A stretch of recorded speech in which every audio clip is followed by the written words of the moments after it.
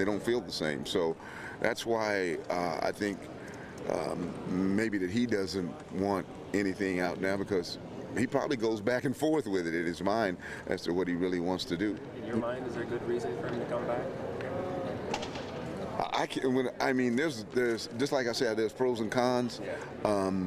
You know, I think if he could come back and have a great season next year, and I don't know if it would be advantageous or not, or he could go out right now and he's had a great season, I think, this year, and whether that's going to affect his status in the NFL draft, I don't know. So, I couldn't. Again, I'd have to give him the pros and cons, just like I'm talking to you, and say, hey, now you make the decision. You've had a lot of good ones, Gary, in the NFL right now. Where is he? Where do you put him in the list of guys you've coached?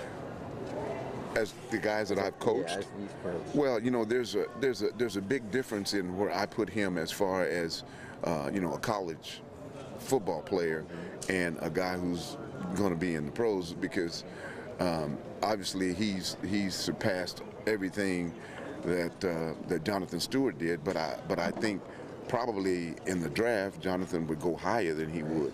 So it's a difference in my evaluation of him as a college football player and as what the NFL thinks of him as a professional running back. Because right now I think he's the best back in the country, but some of those other guys think that maybe some of the bigger guys that are more NFL types, or the kind that they think are NFL types, think more of those kind of people. Quick question about the continuity of coaching here. You've been here, a lot of guys have been here a long time.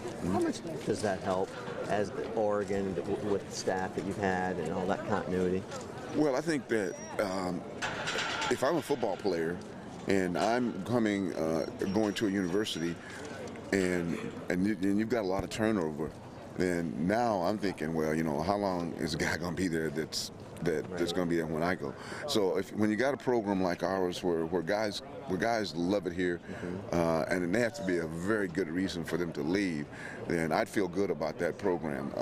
The great thing about it is when you got so many guys that have been around together so long, there's that continuity, and the kids can tell. They can tell that the staff gets along well. They can tell that everybody knows each other, and I think that carries over to the players. And just the guys who you've coached when they were here, is LaMichael the best running back who's been here? I know everyone. Well, all the records say so. Again, you talk about what kind of players. He's the best college running back that I've had. He's been the most productive, and he's done it 3 years in a row. So I'd have to say yes. When the news came out, did you tell that LaMichael was kind of upset that news kind of came out? Or how did he react? Yeah, he was upset.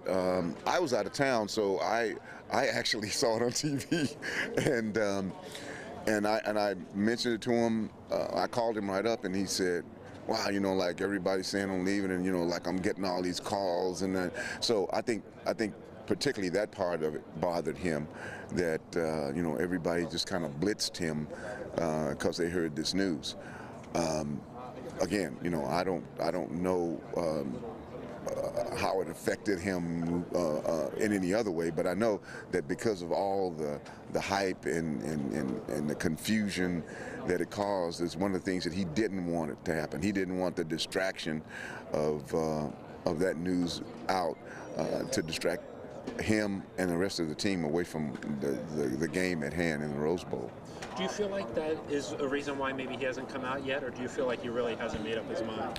Well, again, as I said earlier, I don't know why. I think that young guys change their mind from day to day. One day he may feel like I'm going to go out, and then the next day he may feel like, well, I'm not so sure. So I think that's why he's waiting to make sure. Okay.